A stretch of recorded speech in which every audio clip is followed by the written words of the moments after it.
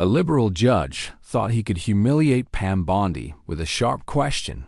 Little did he know she had been preparing for this moment her entire career. Her response so measured, yet so powerful, it silenced the packed courtroom and made headlines. Across the nation, the tension in courtroom 317 was palpable as morning sunlight streamed through tall windows, casting long shadows across polished marble floors.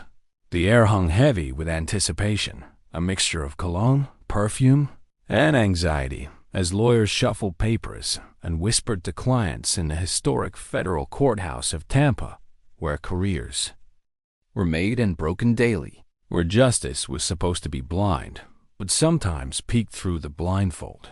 And on this particular Tuesday, the stakes couldn't have been higher.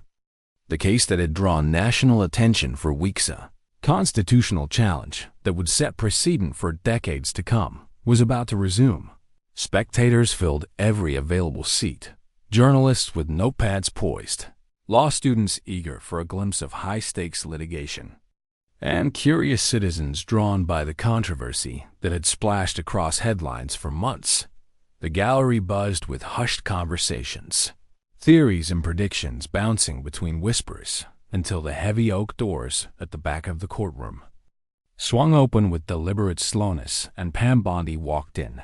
Florida's former Attorney General moved with the quiet confidence of someone who had fought and won in rooms like this before. A navy blue suit impeccably tailored, her leather portfolio clutched firmly in manicured hands, her expression betraying nothing but calm professional determination. Heads turned as she made her way to the front, not because of her well-known face, though many recognized her from television appearances, but because of the energy she carried, the unmistakable presence of someone who knew exactly what they were doing, someone who had prepared for this moment meticulously. She took her place at the counsel table, arranging her documents with practiced precision, nodding briefly to the opposing counsel, who returned the gesture with thin-lipped formality. The courtroom fell quieter still as all eyes turned to the imposing bench where Judge Raymond Keller would soon preside.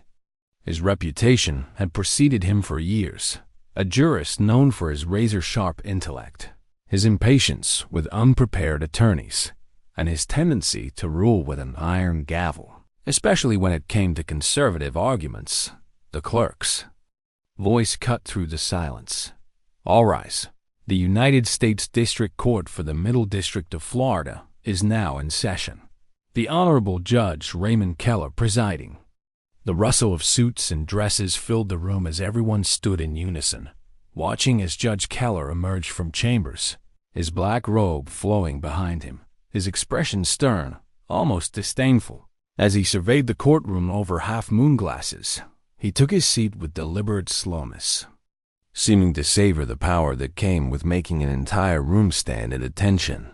"Be seated," he commanded, his voice crisp, carrying to the farthest corner without effort. Bondi remained composed as she sat, but those seated closest to her noticed the slight straightening of her spine, the almost imperceptible set of her jaw, as though preparing for what was to come. What no one knew then was that Judge Keller had already decided to make an example of her today, to show that her reputation and experience meant nothing in his courtroom, to establish dominance early and completely.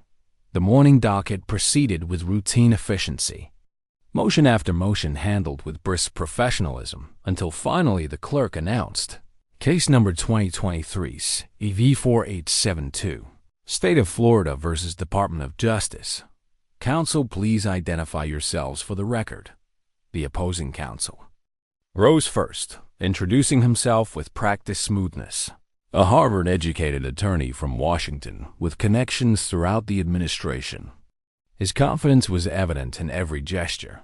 His smile suggested he expected to win. Then it was Bondi's turn.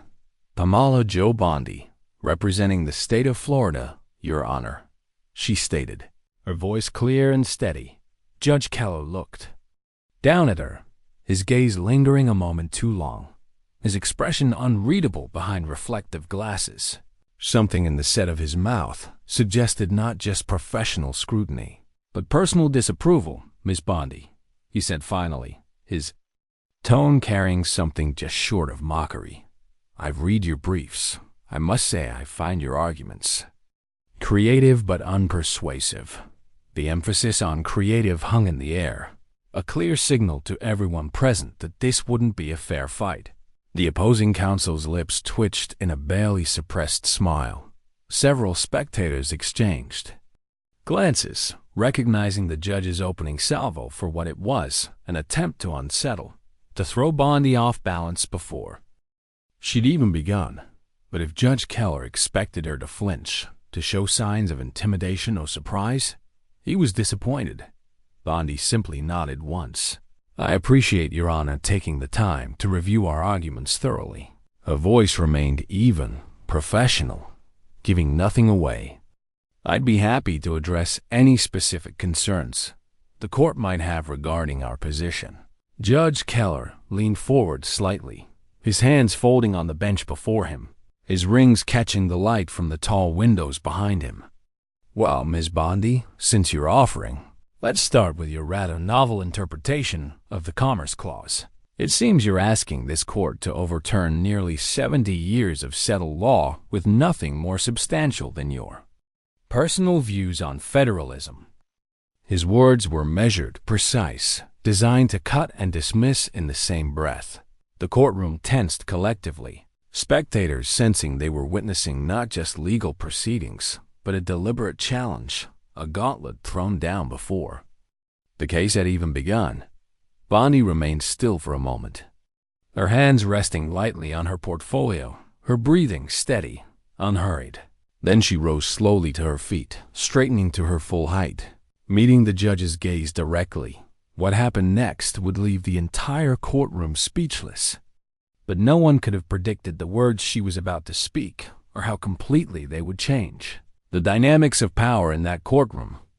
How firmly they would remind everyone present that assumptions about who holds the upper hand can be shattered in a single moment by someone who refuses to be intimidated, by someone who knows exactly what they stand for and exactly how to stand their ground when the world expects them to retreat. The mahogany paneling of courtroom 317 had witnessed decades of legal battles, victories and defeats, whispered conferences and thundering objections. It was a room steeped in tradition, from the great seal mounted behind the bench to the heavy velvet curtains that framed windows overlooking downtown Tampa. The air carried the distinct scent of polished wood, leather-bound books, and the faint lingering cologne of attorneys who had argued here that morning. Hushed voices echoed slightly against the high, ornate ceiling where carved moldings traced patterns that drew the eye upward, as if suggesting a higher authority than even the formidable Judge Keller. Court officers stood at attention, their uniforms pressed, their expressions neutral, yet their eyes constantly scanning the room for any sign of disruption. The gallery was filled to capacity with 3 distinct groups easy to identify. The press row, where reporters scribbled notes, their faces hungry for conflict and drama. The legal observers, law professors, and students analyzing every motion and objection with academic precision. And the public, citizens drawn by the controversy, some supporters of Bondi, others clearly opposed, their allegiances visible in subtle nods or frowns. The case had become a flashpoint in the ongoing tension between state rights and federal authority, a constitutional showdown that had dominated cable news for weeks. Judge Raymond Keller, at 62, had presided over this court for 15 years, appointed by a Democratic president. He had built a reputation for progressive rulings that expanded federal authority. His academic background was impeccable: Yale Law Review editor, federal prosecutor, partner at a prestigious D.C. firm before accepting the lifetime appointment. That gave him near absolute power within these wood-paneled walls. His intelligence was never questioned, nor was his command of legal precedent. But whispers followed him nonetheless about his impatience with conservative arguments, his thinly veiled contempt for state rights advocates, and his tendency to decide cases long before the final arguments were heard. He wore his authority like armor, his black robe meticulously pressed, his silver hair perfectly combed, his Harvard ring prominently displayed when he gestured to make a point. Even his glasses seemed a calculated accessory, allowing him to peer over them with maximum intimidation effect. Across the courtroom, Pam Bondi represented something entirely different. At 58, she had served as Florida's Attorney General for 8 years, winning re-election handily before. Returning to private practice, her career was built not in ivory towers, but in Florida courtrooms, prosecuting cases, building a reputation as someone who understood both the letter and spirit of the law. Her background wasn't elite by D.C. standards. University of Florida for undergraduate, Stetson College of Law for her J.D. institutions respected in the South, but often dismissed by Northeastern legal circles. She had earned her position through work, not connections, through cases tried and won, not theories published in law reviews, and it was this fundamental difference that charged the air between them. Two different visions of America, two different understandings of justice, facing off in a constitutional showdown that would affect millions of lives. The stakes of today's hearing were enormous. Florida had challenged a federal directive that Bondi argued overstepped constitutional boundaries, invading state sovereignty in violation of the 10th Amendment and established precedent. If Judge Keller ruled against Florida, it would expand federal authority significantly, setting a precedent that would ripple through similar cases pending in other states. The Biden administration had dispatched their top Justice Department attorneys to ensure the federal position prevailed. Legal analysts predicted an uphill battle for Bondi, given Keller's known preferences and his history of rulings in similar cases. The gallery understood this context, which is why all eyes remained fixed on the interaction unfolding before them. Courtroom veterans recognized the subtle signs of a judge who had prejudged the case, from the way Keller arranged his papers to how he addressed the opposing counsel with a collegiality notably absent when he turned his attention to Bondi. Even the court reporter sensed the tension, her fingers poised above her stenotype machine, ready to capture every word of the confrontation that everyone could feel building.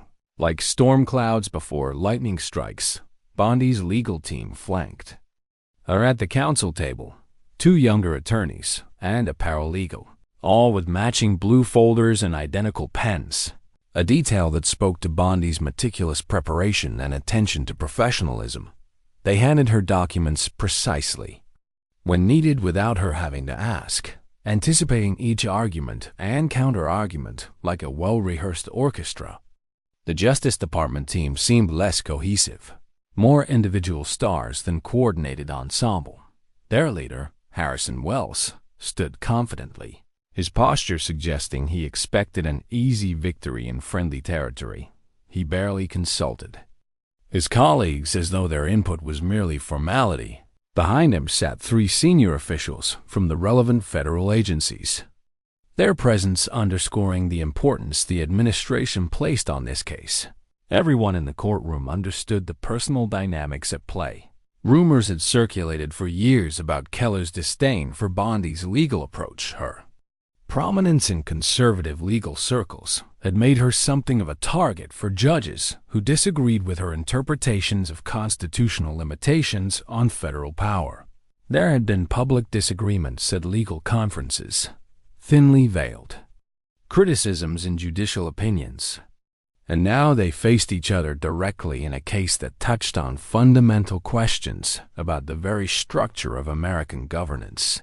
Court watchers had circled this date on their calendars months in advance. Some had traveled from across the country just to witness this legal confrontation between 2 formidable opponents representing opposing visions of America.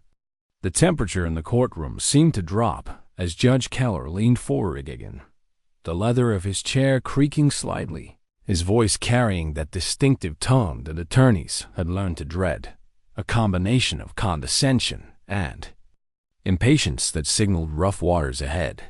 "Ms. Bondi," he continued, "I've reviewed the relevant precedents, and frankly, I'm struggling to understand how you expect this court to simply ignore the clear line of cases from Wickard to Raich that give Congress broad authority under the Commerce Clause. His tone suggested not curiosity, but a challenge issued with the full weight of his position on the bench. The implicit message clear to everyone present: your arguments are already defeated. Don't waste this court's valuable time. Harrison Wells smiled slightly as he glanced down at his notes, the kind of smile that suggested he was already mentally drafting his victory statement. But something in Bondi's demeanor gave the more observant spectators pause. She wasn't shrinking from the challenge, wasn't showing the nervousness or hesitation that Judge Keller's tone typically evoked. Instead, she seemed almost expectant, as though this was precisely the opening she had hoped for, as if the judge's dismissive attitude was playing directly into her strategy. Her hands remained steady as she opened the leather portfolio in front of her, pulling out a document with deliberate care. The courtroom held its collective breath, waiting to see how she would respond to a judge who had all but declared his intention to rule against her before she'd even presented her case. But those who knew Pam Bondi's history, who had watched her career unfold over decades, recognized something in her expression, a quiet determination that had served her well against opponents who underestimated her, against systems designed to favor insiders, against those who mistook her Southern accent for lack of intellectual firepower. The confrontation was just beginning, but already the atmosphere had shifted from routine legal proceeding to something more personal, more significant. A test not just of competing legal theories, but of character, strength, and principle against institutional power and presumption. And no one quite yet realized just how prepared Pamela Bondi truly was for the battle she was about to wage, or how completely she would upend the expectations of everyone present, from the dismissive judge to the confident opposition to the spectators who thought they knew exactly how this story would end. "Your Honor, may it please the court." Pam Bondi's voice carried across the courtroom, clear, confident, unwavering, as she approached the lectern, positioning her notes with practiced precision. The state of Florida believes this case centers on a fundamental constitutional principle, not merely policy disagreement. But before she could continue her opening statement, Judge Keller raised his hand, a single abrupt gesture cutting through her words. "Ms. Bondi," he interrupted, his voice carrying a sharp edge, "let's not waste time with theatrical preliminaries. I've read your briefs exhaustively, and frankly find your premise questionable at best. I'd prefer we address the central issue directly." Spectators shifted in their seats, some exchanging glances at the judge's tone. The interruption, barely 30 seconds into her presentation, was unusual, even for a judge known for his impatience. Bonnie paused, her rhythm broken, but her composure remained intact. "Certainly, Your Honor," she replied smoothly. "I'm happy to proceed however the court prefers." Judge Keller leaned forward, his fingers forming a steeple beneath his chin, his silver hair catching the light from the tall windows behind the bench. "Your entire argument rests on the premise that the federal directive exceeds constitutional authority under the Commerce Clause. Yet you failed to adequately distinguish this case from Gonzales v. Raich, which clearly established federal preeminence in matters affecting interstate commerce." His words carried a dismissive quality, the tone one might use with a first-year law student, not a former state attorney general. The Justice Department counsel smiled slightly, a subtle expression quickly masked, but not before several observers noticed. The gallery tensed collectively, recognizing the judge's hostility was beyond typical judicial skepticism. Bondi nodded once, acknowledging the point. "Your Honor, we've addressed Raich extensively in our brief, specifically on pages 27 through 32. The distinction lies in the nature of the activity. Raich concerned goods already in commerce, while the directive at issue attempts to regulate intrastate activities. With no substantial effect on interstate markets." She began to cite specific data from the record, but Keller cut her off again, his hand slicing through the air. Ms. Bondi, I'm familiar with your arguments. What I'm asking is why this court should disregard 7 decades of settled Commerce Clause jurisprudence based on your novel interpretation.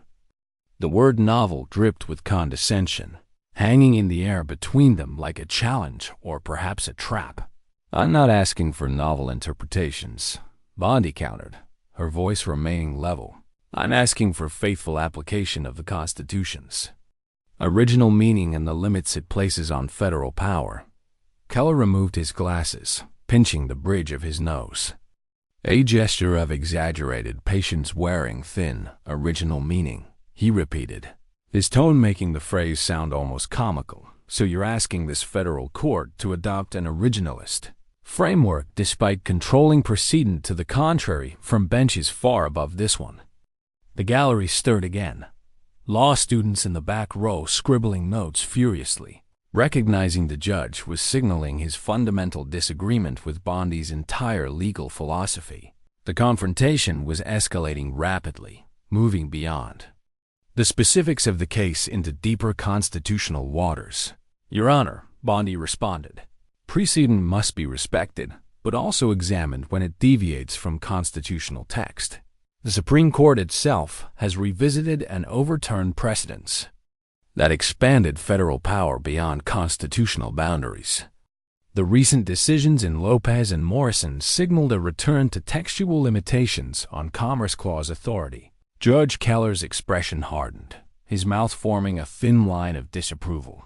Those cases are readily distinguishable from the matter before us today, he countered sharply, and frankly, Ms. Bondi, I'm surprised that an attorney of your experience would rely so heavily on outlier decisions. The barb was unmistakable, a direct challenge to her legal judgment, designed to unsettle and diminish the federal. Attorney half rose from his chair, eager to join the attack, but Keller waved him down. I'm capable of addressing counsel's arguments without assistance, Mr. Wells, the judge said without looking away from Bondi. Now, Ms. Bondi, please explain how your position isn't directly contradicted by Wickard v. Filburn. The courtroom atmosphere grew heavier still as Bondi stood her ground, remaining outwardly calm despite the increasingly hostile questioning. Your Honor, Wickard represented an unprecedented expansion of federal power, one that has been increasingly questioned even by members of the Supreme Court. She began, but again Keller interrupted. Questioned but not overruled, Miss Bondi, he snapped, his patience visibly thinning. Let's deal with the law as it exists, not as you might wish it to be. Several spectators shifted uncomfortably, the judge's tone crossing the line from appropriate skepticism to something more personal. Bondi took a slow breath, her fingers resting lightly on her notes. Your Honor, with respect, the law as it exists includes the 10th Amendment's reservation of powers, which this directive clearly violates by Keller's hand slammed down on the bench, causing several spectators to jump. The 10th Amendment is not a blank check for states to disregard federal authority. Ms. Bondi, perhaps you need a refresher on Supremacy Clause basics. Justice Department attorneys exchanged satisfied glances as whispers rippled through the gallery. The judge's outburst, unusual even for him, revealed more than judicial disagreement. It showed personal antipathy that threatened the proceedings' impartiality. Court officers stood straighter, sensing the escalating tension as Bondi remained at the lectern, her expression unchanged despite the verbal assault. Your Honor, she said, her voice now quieter yet somehow clearer, forcing everyone to lean forward slightly. The Supremacy Clause only applies to laws made in pursuance of the Constitution, not those that exceed enumerated powers. That is not my opinion, but the text itself and the understanding of those who ratified it. Keller's eyes narrowed dangerously behind half-moon glasses. I'm well aware of the text, Ms. Bondi. What you seem unaware of is this court's obligation to follow controlling precedent from higher courts, not cherry-picked quotations that support your preferred outcome. He shuffled papers on his bench forcefully, signaling his growing irritation. With each exchange, his interruptions grew more frequent, his questions more pointed, his tone increasingly dismissive, yet Bondi maintained her composure, responding to each challenge with steady precision, citing specific cases, constitutional provisions, and historical evidence for her position. The pattern became clear to everyone watching.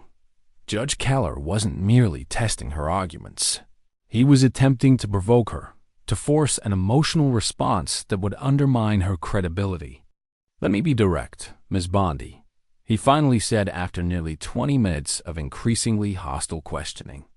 "Do you seriously expect this court to invalidate a federal directive based on your subjective understanding of what the framers might have intended rather than decades of established precedent?" His question hung in the air, a direct challenge, not just to her legal position, but to her professional judgment. The courtroom fell completely silent, the court reporter's fingers hovering above her stenotype machine, the Justice Department team leaning forward expectantly, waiting for her composure to crack. But Pam Bondi didn't flinch, didn't raise her voice, didn't show the frustration she surely felt. Instead, she straightened slightly, meeting the judges. "Gaze directly, Your Honor," she began, her voice steady and clear. "I'm not asking the court to follow my subjective understanding of anything. I'm asking it to follow the Constitution itself, which remains the supreme law of this land above all judicial interpretations, even those with which we've grown comfortable."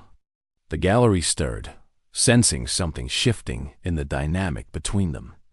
Judge Keller's expression darkened further, his jaw visibly tightening beneath his robe. "Are you presuming to lecture this court on constitutional law, Ms. Bondi?" he asked, his voice low and dangerous, something in his tone suggesting she had crossed an invisible line that few attorneys dared to approach. The confrontation was reaching a breaking point, tension crackling through the courtroom as everyone present realized they were witnessing not just legal argument, but a clash of fundamental principles, a test of wills between institutional power and unwavering conviction. And what came next would determine not just the outcome of this case, but something far more personal. A question of who would break first under the immense pressure building.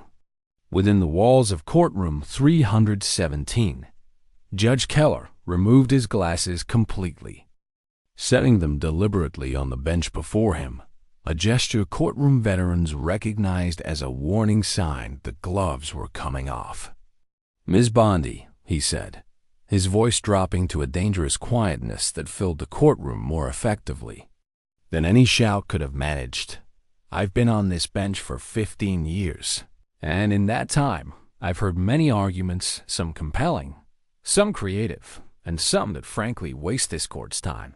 He paused, letting the implication settle, his meaning perfectly clear to everyone present. "Where exactly would you categorize yours?" The question was a trap, artfully laid answer defensively and appear weak. Respond confidently and seem arrogant. Either way, he would use it against her. Several attorneys in the gallery winced, recognizing the no-win situation, the justice. Department counsel smirked openly now, certain he was witnessing Bondi's undoing. Pam Bondi took a single measured breath, her hands remaining steady on the lectern, her eyes never leaving the judges. "Your Honor, I would categorize my arguments as faithful to the Constitution and the law, nothing more, nothing less," she responded, her voice neither defensive nor aggressive, just matter-of-fact and unshakably calm. Judge Keller's eyebrows rose slightly at the simplicity of her response. He had expected either apology or defiance, not this steady middle path that gave him no opening. "Faithful to the Constitution," he repeated, emphasizing the words as if they were questionable. "And you believe your interpretation of faithfulness should supersede that of the Supreme Court, the 11th Circuit, and numerous other courts that have ruled contrary to your position?" Bondi remained perfectly composed. "Your Honor, courts at every level have sometimes misinterpreted constitutional provisions, only to correct course later from Dred Scott to Plessy to Karamazov I believe this expansive reading of the Commerce Clause represents a similar constitutional misreading that future courts will ultimately correct. A hushed murmur swept through the gallery. Several law professors exchanged glances. Her invocation of notorious overturned precedents was bold, bordering on audacious. Judge Keller's face flushed slightly, his fingers drumming against the bench. Are you comparing established Commerce Clause precedent to Dred Scott, Ms. Bondi? He asked, his voice rising with each word. Because if so, that strikes me as both hyperbolic and frankly offensive to this court. The temperature in the room seemed to drop. This was the moment many had anticipated. The judge laying a clear trap designed to provoke an emotional response that would undermine her entire case. The federal attorneys watched eagerly, like predators sensing weakness. Bondi stood perfectly still, allowing a moment of silence, not from uncertainty but from calculation. Then she spoke, her voice remaining level. Your Honor, I am not making a comparison of content but of constitutional principle. When courts extend federal power beyond enumerated limits, regardless of good intentions, they depart from the Constitution. My reference to those cases simply illustrates that judicial consensus has been dramatically wrong before, particularly when expanding power beyond textual limits. Her response was measured, precise, neither apologetic nor confrontational, refusing the emotional bait the judge had offered, yet not backing down from her fundamental position. Judge Keller's jaw tightened visibly. He hadn't expected such deft footwork from an attorney he had clearly underestimated. Ms. Bondi, he countered, leaning forward, his voice hardening. You speak of enumerated powers and textual limits as if their meaning is self-evident, when 2 centuries of jurisprudence demonstrate otherwise. Do you honestly believe you understand the Commerce Clause better than Justice Marshall? Better than the Warren Court? Better than the numerous jurists who have shaped this doctrine? His question dripped with sarcasm, designed to make her appear arrogant or foolish, whichever way she answered. I don't claim superior understanding, Your Honor, Bondi replied without hesitation. Only fidelity to the text as written and ratified, and concerns about departures from that text concerns shared by Justices Thomas, Alito, and Gorsuch in recent Commerce Clause jurisprudence. She began citing specific opinions, but Judge Keller cut her off with a wave. Dissenting opinions, Ms. Bondi, he scoffed, are not controlling law, a point I'm sure Florida's former Attorney General understands, or at least should understand. The barb was personal, unmistakable. Several spectators shifted uncomfortably as the judge abandoned even the pretense of judicial neutrality. Mr. Wells, the judge continued, turning to the Justice Department counsel, perhaps you can educate Ms. Bondi on the actual state of Commerce Clause jurisprudence as it exists in controlling precedent, not in dissenting opinions or wishful thinking. The federal attorney rose smoothly, eagerly seizing the opportunity. Thank you, Your Honor, he began, his voice carrying a note of barely concealed triumph. The Supreme Court has consistently held since Wickard v. Filbert that Congress may regulate activities having a substantial effect on interstate commerce, even if those activities are purely intrastate. He continued, citing case after case, each supporting expansive federal power. Speaking not to the judge, but toward Bondi, his tone increasingly condescending as if explaining basic principles to a first-year student.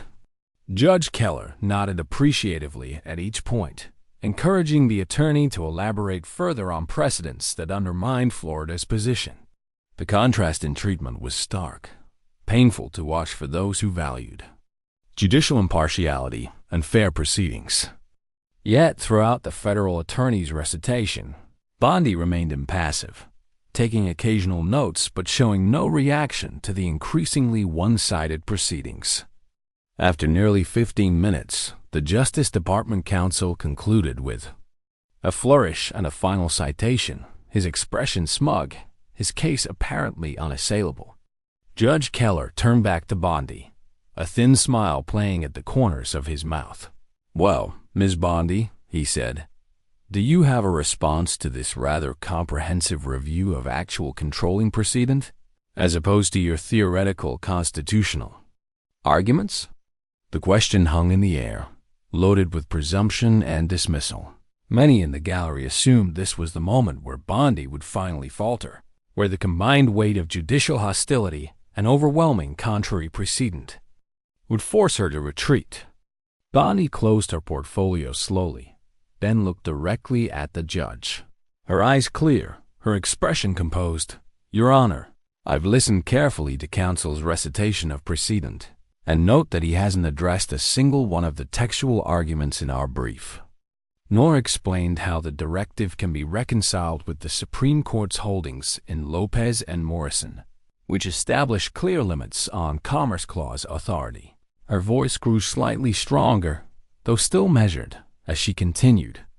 "Nor has counsel addressed our 10th Amendment arguments or explained how a directive regulating purely local activity with no substantial effect on interstate commerce can be justified under any fair reading of the Constitution's enumerated powers." The Justice Department counsel's smile faded slightly as Bondi methodically addressed each case he had cited, distinguishing them precisely from the present facts, demonstrating a command of the precedents that exceeded even his carefully prepared presentation.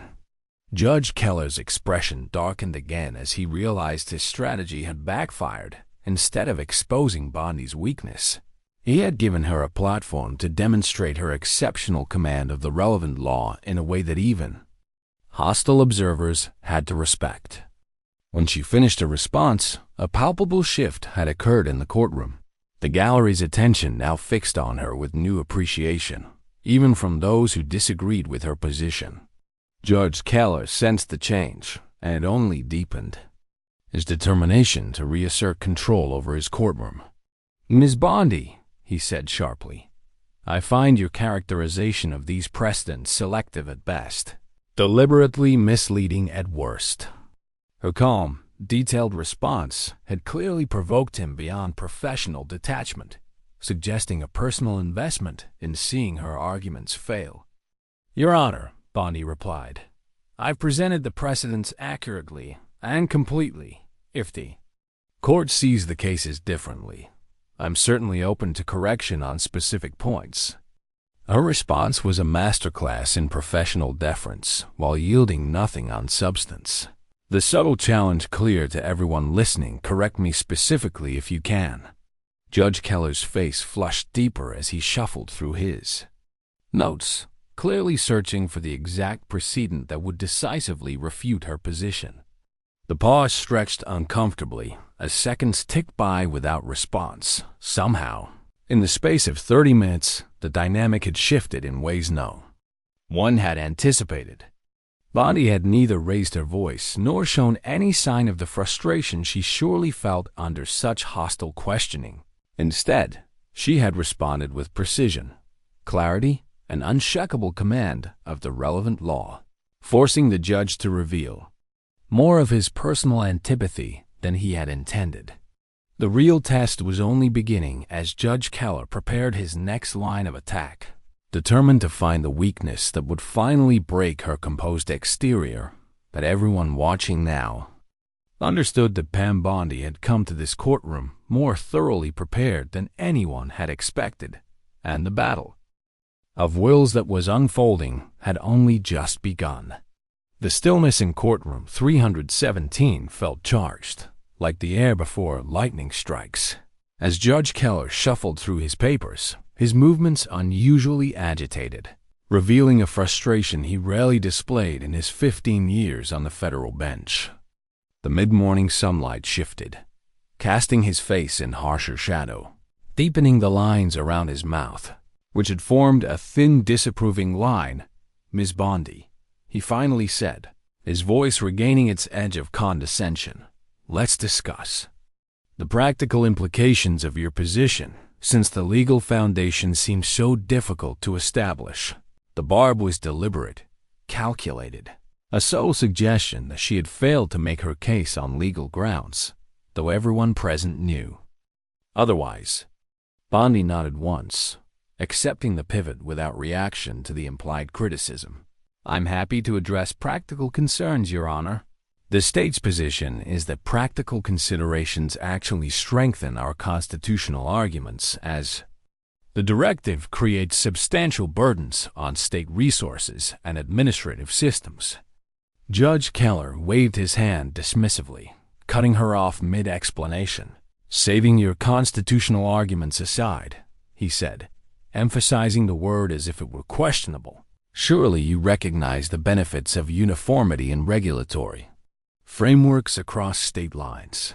Another trap, carefully laid, inviting her to appear obstructionist or opposed to practical governance. Bondi adjusted her stance slightly, her posture straight but not rigid, calm confidence radiating in her measured movements. "Your Honor, uniformity has benefits and costs. The Constitution's federal system deliberately chooses diversity over uniformity in many areas to protect liberty and local governance. The founders understood that efficiency alone is not the highest value in a constitutional republic." Her response was measured, thoughtful, neither defensive nor combative, but unwavering in its substance. Several law professors in the gallery exchanged impressed glances at her framing, which elevated the discussion from routine regulatory dispute to fundamental constitutional principle. Judge Keller's fingers drummed against the bench, a rhythmic sign of his growing impatience. So Florida simply prefers to go its own way, regardless of national interests, regardless of interstate effects, regardless of the expertise of federal agencies. His tone grew sharper with each repetition, clearly attempting to provoke a defensive response. The Justice Department counsel leaned forward eagerly, anticipating Bondi's stumble, but she remained composed, allowing a brief, deliberate silence before responding. "Florida respects genuine federal authority, Your Honor," she said, her voice steady and clear. "What we challenge is unauthorized expansion beyond constitutional boundaries.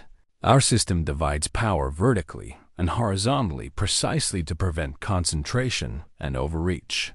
She paused briefly, consulting her notes. "The directive in question regulates local activities with minimal interstate effects while imposing substantial costs on states. That's precisely the scenario where federalism requires respecting state authority." Judge Keller leaned forward, his frustration increasingly visible. "You keep returning to constitutional arguments, Ms. Bondi, despite this court's clear indication that controlling precedent has settled those questions." His voice had acquired an edge that made even experienced court officers glance at each other. The gallery tensed collectively, sensing the judge's patience wearing dangerously thin. Bondi remained outwardly calm, though those seated nearest could see her grip on the lectern tighten slightly, the only visible sign of the pressure she faced. "Your Honor, with respect," she began, her tone remaining professional. "Precedent must be applied to specific facts, and the facts here are distinguishable from every case counsel has cited. The scope of this directive exceeds even the most expansive Commerce Clause precedents and directly contradicts the limitations recognized in Lopez and Morrison." Judge Keller's hand came down hard on the bench, not quite a slam, but forceful enough to make the court reporter jump slightly. "Ms. Bondi," he snapped, "I've heard enough about Lopez and Morrison. Those cases are outliers in Commerce Clause jurisprudence, and you know it, or at least you should." The personal attack hung in the air, no longer even thinly veiled. Several spectators shifted uncomfortably at the judge's increasingly unprofessional tone. Even some Justice Department attorneys appeared concerned at the display, recognizing that appellate courts might view such hostility as problematic. Bondi took a slow, careful breath, her composure a stark contrast to the judge's growing agitation. "Your Honor, the Supreme Court has never overruled either Lopez or Morrison," she noted, They remain binding precedent, establishing that the Commerce Clause has limits that federal courts are obligated to enforce. Her voice remained steady, even as Keller's face darkened, his jaw clenching visibly beneath his. "Robe, Mr. Wells," he said, turning abruptly to the Justice Department counsel. "How do you respond to counsel's fixation on these outlier cases?" His phrasing making clear his preference for the federal government's position. Wells rose eagerly, smoothing his tie. "Your Honor," he began with practiced confidence, "Lopez and Morrison are readily distinguishable. They involved non-economic activities, unlike the comprehensive regulatory scheme here, which clearly affects interstate markets." The judge nodded encouragingly as Wells continued his argument, their exchange more conversation than questioning, a stark contrast to the hostile interrogation Bondi had faced minutes earlier. When Wells finished his presentation, Judge Keller smiled briefly in approval, turning back to Bondi with renewed intensity. "Well, Counselor, what do you say to that comprehensive explanation?" His emphasis making clear which side he favored in what should have been a neutral proceeding. Bondi stood perfectly still for a moment, allowing the bias to reveal itself fully, then proceeded with unwavering focus. "Mr. Wells' characterization is incorrect, Your Honor. The directive regulates non-economic activities in precisely the way Lopez prohibits and lacks the jurisdictional element that might save it under current doctrine." She began citing specific provisions, breaking down the regulatory framework with technical precision that demonstrated a command of the details that exceeded even the federal government's presentation. As she spoke, Judge Keller's expression shifted between frustration and grudging attention, unable to dismiss her arguments despite his clear desire to do so. Several times he attempted to interrupt, but each time Bondi smoothly acknowledged him, then returned to her systematic dismantling of the federal government's position with such logical precision that interrupting her only highlighted the strength of her case. The Justice Department attorneys began whispering urgently among themselves, passing notes and looking increasingly concerned as Bondi methodically exposed the weaknesses in their legal and factual assertions. When she finally finished her response, a subtle shift had occurred in the courtroom. Where initially many had expected a routine victory for federal authority, doubt had crept in even among skeptics. Judge Keller sensed this change, and his determination to maintain control made his next question even more pointed. "Ms. Bondi," he said, his voice lowered to a tone that experienced attorneys recognized as particularly dangerous, "you've presented a creative interpretation of Commerce Clause jurisprudence, but I'm curious about your motivations." The question crossed a line, moving from legal argument to personal insinuation. A collective tension rippled through the gallery. Is Florida's position truly based on constitutional principle, or is this simply political resistance to an administration policy you personally oppose? The question was inappropriate by any standard, conflating legal arguments with political motivations in a way that questioned not just Bondi's position, but her professional integrity. The Justice Department counsel looked down, seemingly uncomfortable with this line of attack despite its potential advantage to his case. Many in the gallery held their breath, certain that this direct provocation would finally break Bondi's remarkable composure, cause her to respond emotionally, and give the judge the opening he clearly sought. Bondi stood motionless for a moment, the silence in the courtroom absolute. Court officers frozen, spectators leaning forward, even the ever-typing court reporter's fingers still. Then Bondi straightened almost imperceptibly, her shoulders squaring, her chin lifting slightly as she met Judge Keller's gaze directly. "Your Honor," she began, her voice neither raised nor defensive, yet somehow carrying more authority than at any previous moment. "Florida's position is based on the oath I took to uphold and defend the Constitution, the same oath Your Honor took when assuming this bench." Several gasps escaped from the gallery at this direct reminder of the judge's own obligations. a response that redirected his inappropriate question back to first principles and shared duties. The same oath every official in this courtroom has taken, she continued, her voice gaining strength without losing its professional tone, including, opposing counsel, our disagreement isn't about politics, but about constitutional boundaries that protect liberty, regardless of which party holds power in Washington. She paused, allowing her words to resonate, then delivered the final point with quiet but unmistakable conviction. I would take exactly the same position against identical overreach by any administration, Republican or Democrat, because the Constitution's limits on federal power protect all Americans from unchecked authority. The response left Judge Keller momentarily speechless, its dignity and principle making his question appear exactly what it was, a partisan attack unworthy of the federal bench. For the first time that morning, he seemed uncertain how to proceed. His strategy of intimidation and provocation having failed completely against an opponent whose preparation and composure exceeded anything he had anticipated. The gallery remained silent, but the atmosphere had shifted decisively as everyone present recognized they were witnessing something extraordinary, a clash not just of legal arguments, but of fundamental approaches to power and principle, with the next exchange promising to push the confrontation to its breaking point. The tension in courtroom 317 had reached a breaking point. Judge Keller's face had darkened to a dangerous shade, his authority challenged not by disrespect, but by something far more threatening, unwavering, principle backed by flawless preparation. The sunlight through the tall windows had shifted, casting long shadows across the polished floor as the confrontation approached its inevitable climax.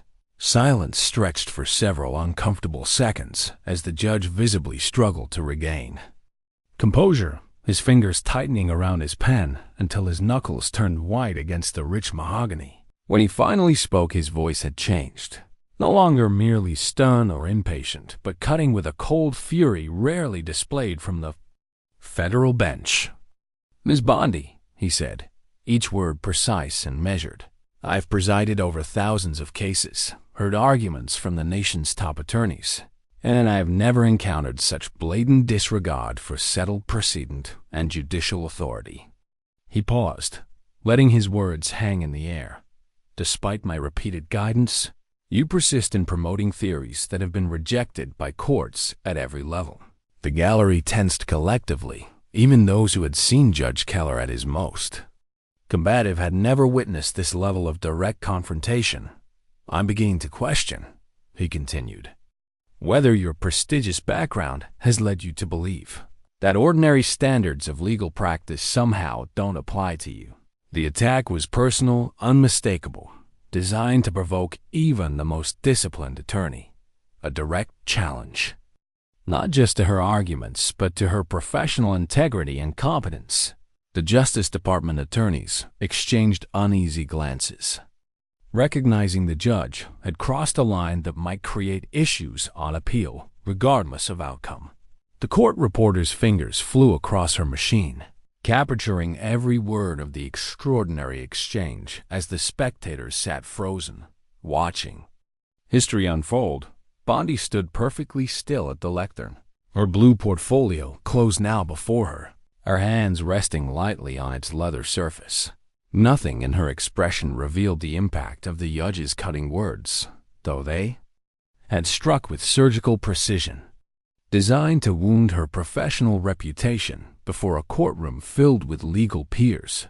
For a moment, the entire room seemed suspended, waiting for her response to this ultimate provocation.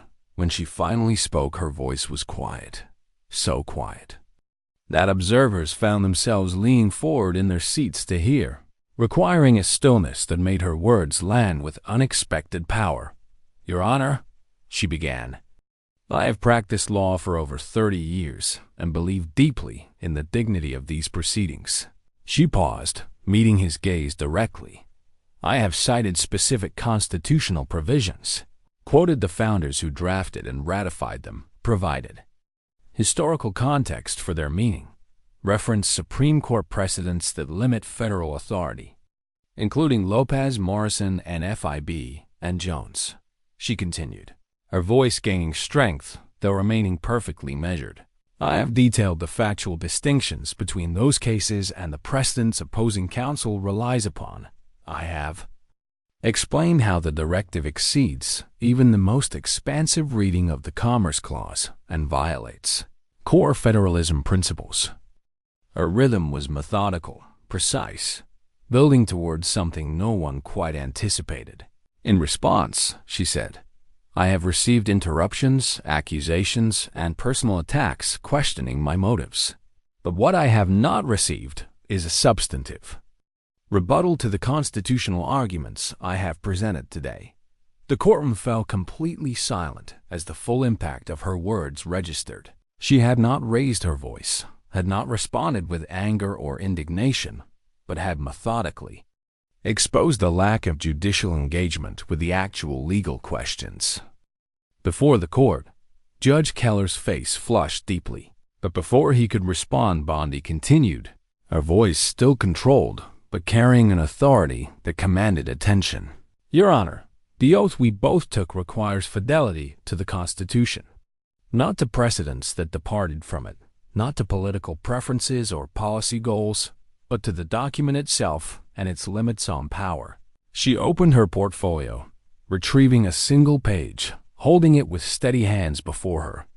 The founders understood something profound about the nature of power and human weakness that we sometimes forget in our pursuit of efficiency and uniformity. Her eyes never left the judges as she spoke.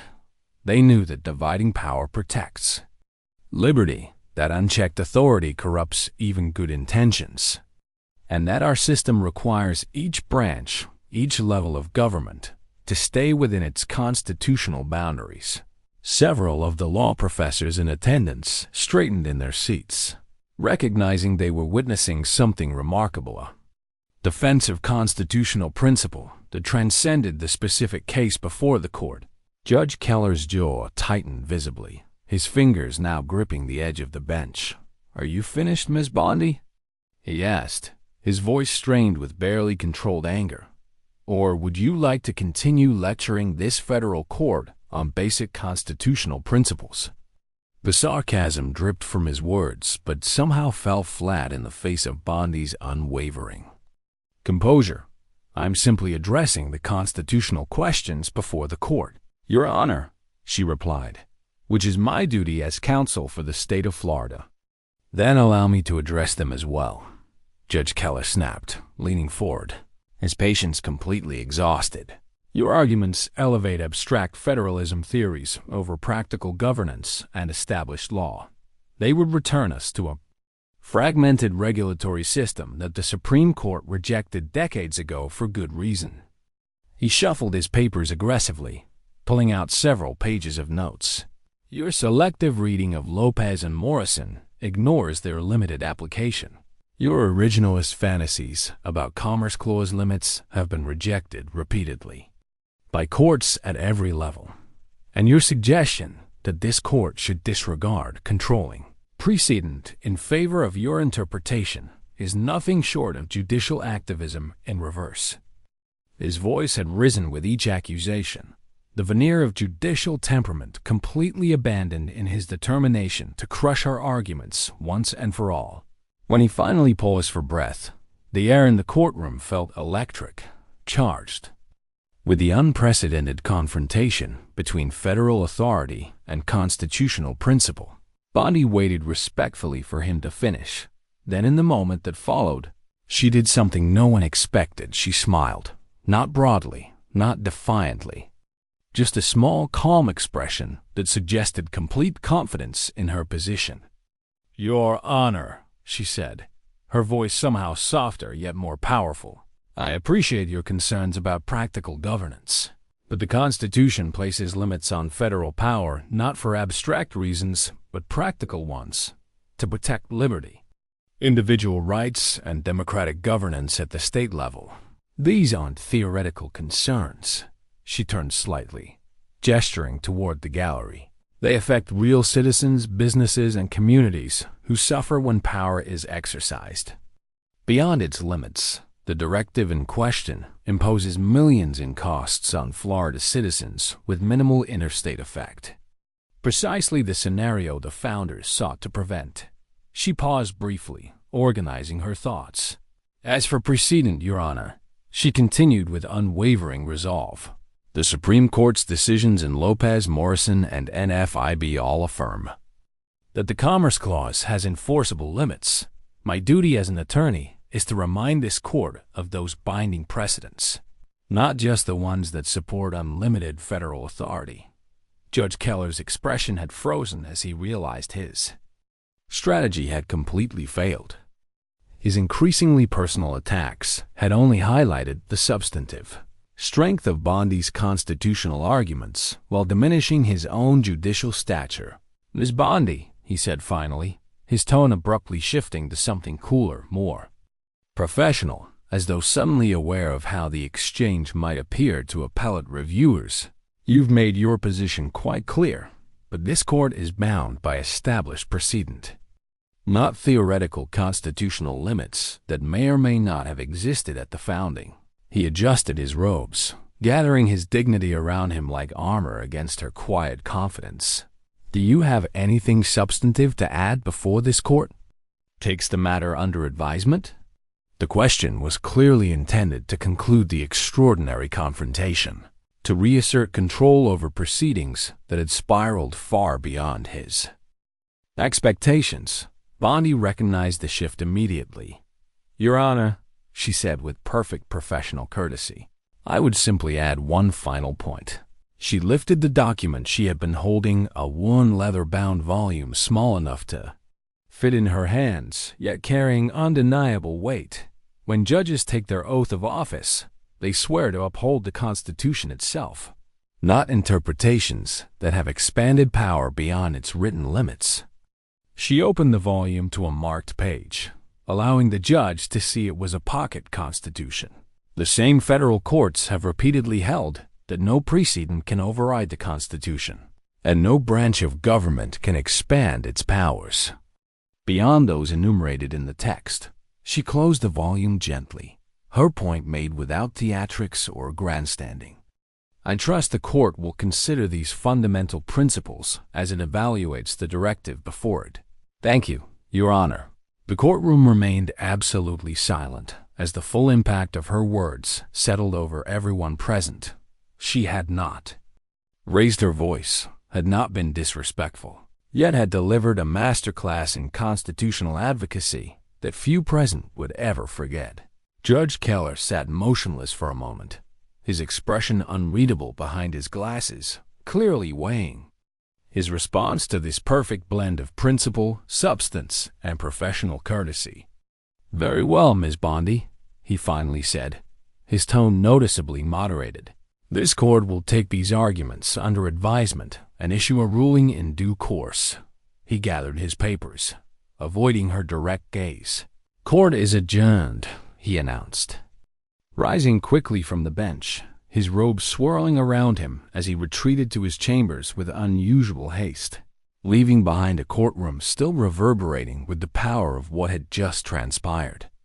The heavy oak doors of the judge's chambers closed with a definitive thud that echoed through courtroom 317, leaving behind a vacuum of authority that no one quite knew how to fill. For several long seconds, the room remained frozen.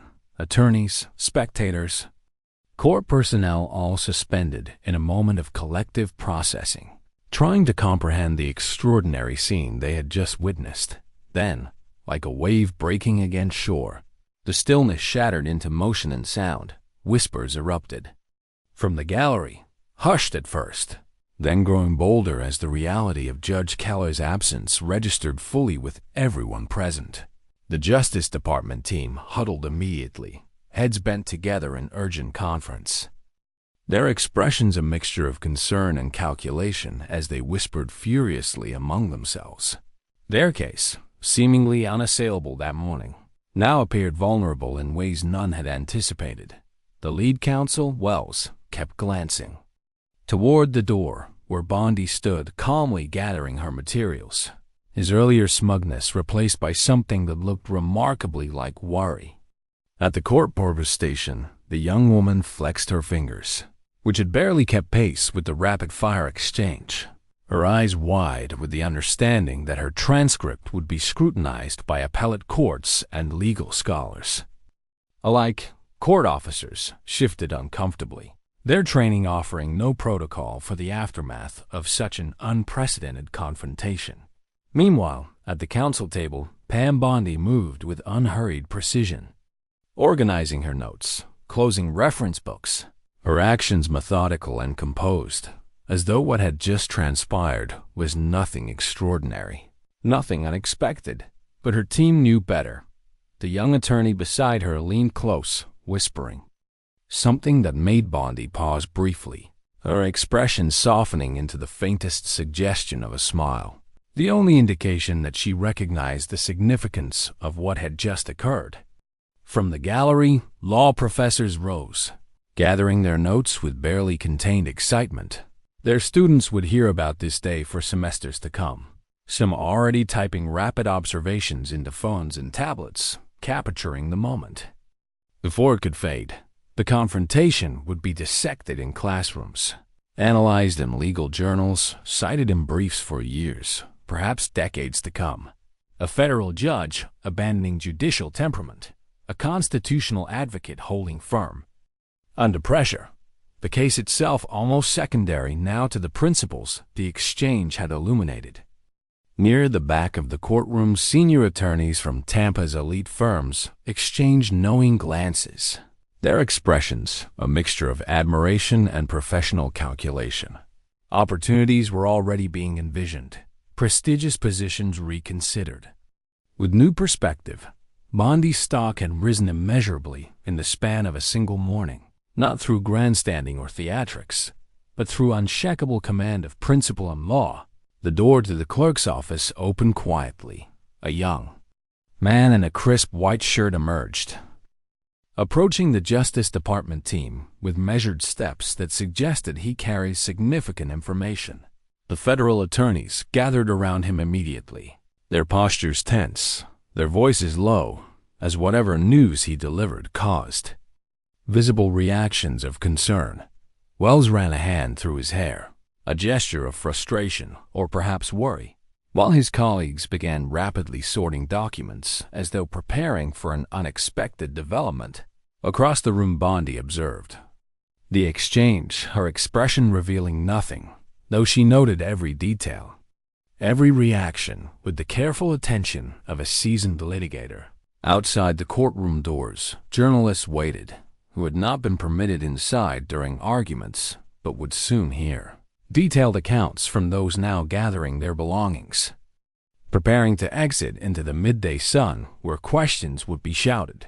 Cameras would flash, stories would form that would reach far beyond legal circles. Inside the court's inner chambers, Judge Keller faced his own moment of reckoning, alone with the weight of what had transpired. His clerk had already discreetly informed him that 3 senior judges from the courthouse had been among the spectators. That morning, witnesses to his unprecedented display of personal animosity and lost composure. His phone had buzzed twice already, calls he was not yet prepared to answer. Knowing they would require explanations, he wasn't ready to provide. Meanwhile, in courtroom 317, the first observers began filing out, their expressions animated, their conversations hushed but intensely focused on what they had witnessed. One federal judiciary expert stopped briefly beside a colleague, shaking his head in wonder. "I've observed over 200 federal court proceedings," he whispered, "and I've never seen anything like that. She didn't just hold her ground. She completely transformed the dynamic." His companion nodded agreement. "Did you see how Keller couldn't even look at her when he adjourned? That tells you everything." As the gallery emptied, local attorneys made their way toward Bondi, hands extended in congratulation or business cards discreetly offered with murmured suggestions of future collaborations, potential opportunities that might benefit from her demonstrated skills. She accepted each greeting with genuine warmth, but without lingering, maintaining the same professional dignity that had carried her through the morning's extraordinary confrontation. Near the courtroom doors, several reporters had managed to slip inside during the commotion, their questions already forming on their lips as they approached the key participants, seeking sound bites and quotes that would frame tomorrow's headlines. The Justice Department team moved swiftly toward a side exit, clearly avoiding the pending media interactions. Their earlier confidence completely evaporated, leaving behind only strategic retreat and damage control considerations. Wells caught Bondi's eye briefly across the room, offering a curt, professional nod that acknowledged something had fundamentally shifted between their respective positions. Bondi returned the gesture with characteristic grace, no triumph in her expression, just professional courtesy that somehow made her victory more profound. The court clerk approached her next, his manner efficient but respectful. "Miss Bondi," he said, his voice lowered for her ears alone, "Judge Keller has indicated the court will issue its ruling in writing rather than reconvening for an announcement." Something in his tone conveyed volumes about the unusual nature of this development, about what it suggested regarding the judge's current state of mind. Bondi thanked him with genuine appreciation for both the information and the professional courtesy it represented in the aftermath of such tension. As the clerk turned to leave, he hesitated, then added in an even quieter voice, "That was something extraordinary, ma'am. 20 years in this courthouse, and I've never seen anything like it." He didn't elaborate, didn't need to. The admiration in his eyes said everything about the impact her principled stand had made, even on those whose professional loyalty belonged to the court and its judges. As the room continued to empty, Bondi's team gathered around her, their expressions a mixture of awe and exhaustion, the emotional toll of the morning evident in their postures and subdued voices. One senior attorney squeezed her shoulder gently. "You know this isn't over," he said quietly. "Keller won't forget what happened here today." Bondi nodded, her expression thoughtful. "I know," she replied. "Neither will the Constitution." The simple response captured perfectly what had made her performance so powerful. It had never been personal, never about winning, never about humiliating the judge or opposing counsel. It had been about principle, about boundaries, about the document they had all sworn to uphold. The team moved together toward the exit, now navigating through the remaining spectators, some of whom reached out as they passed, offering quiet words of congratulation or support. Bondi acknowledged each with dignified gratitude, neither minimizing nor exaggerating the significance of what had transpired.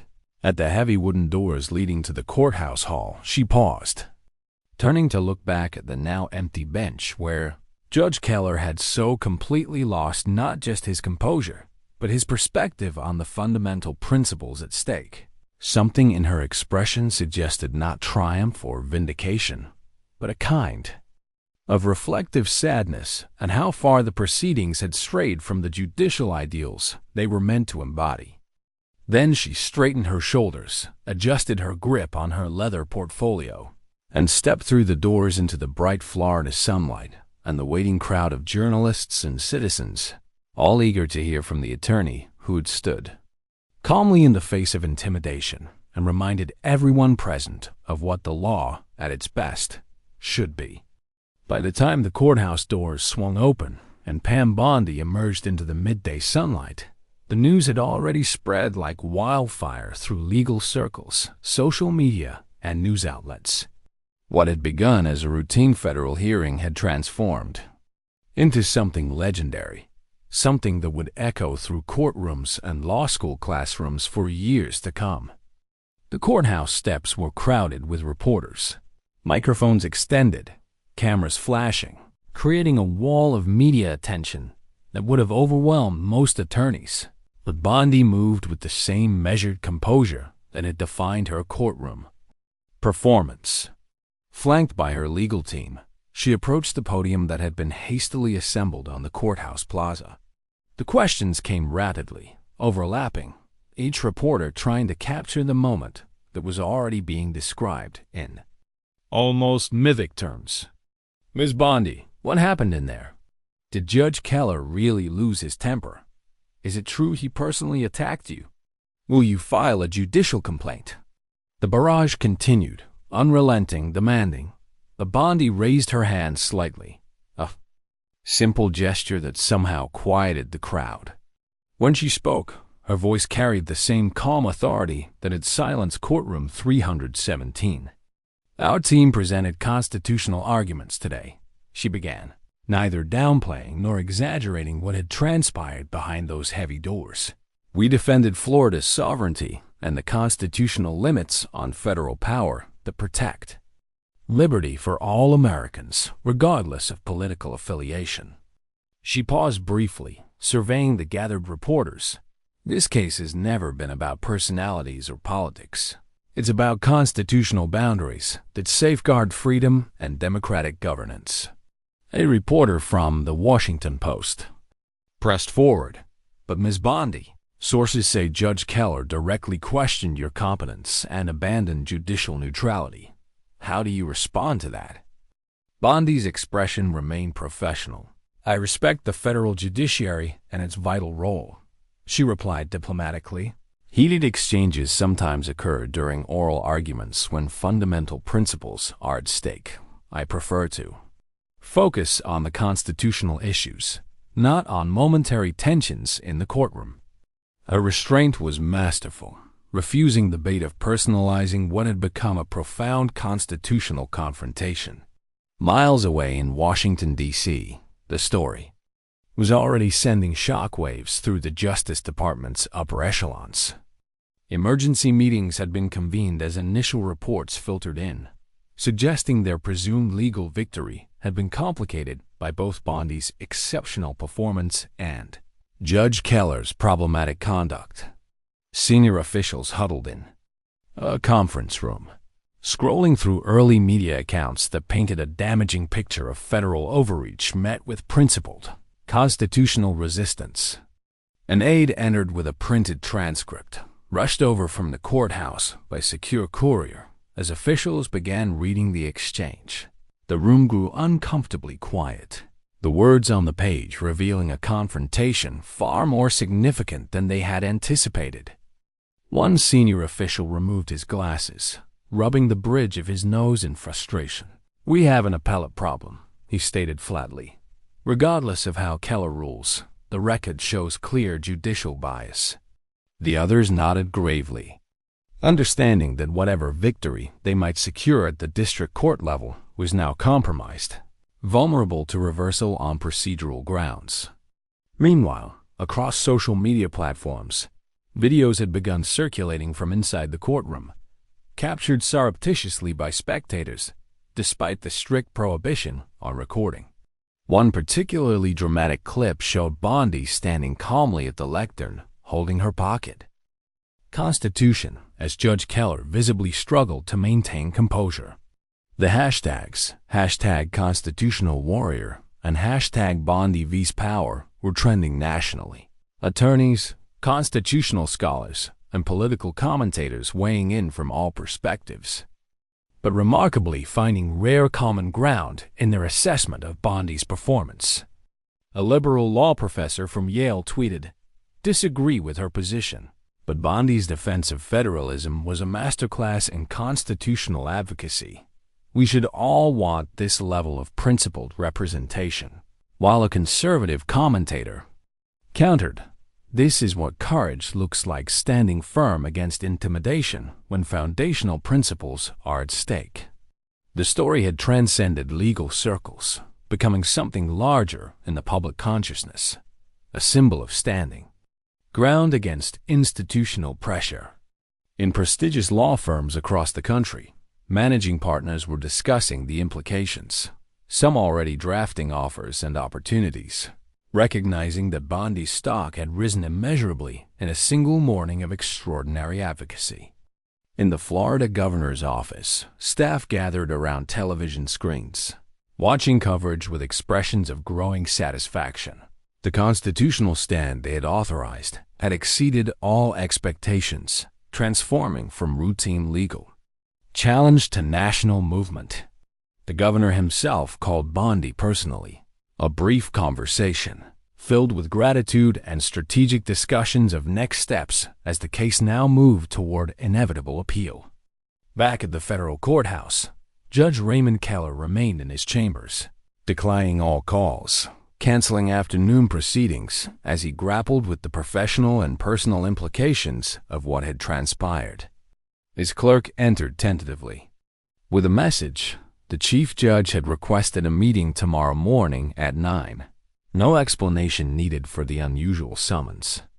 Keller nodded, dismissing the young man, then turned to his computer, where headlines already reflected the damage to his judicial reputation. Federal judge abandons neutrality in constitutional showdown. Keller's courtroom conduct raises serious questions. Former AG Bondi stands firm against judicial intimidation. 30 years of carefully cultivated authority undermined in a single morning by a confrontation he had initiated but couldn't control.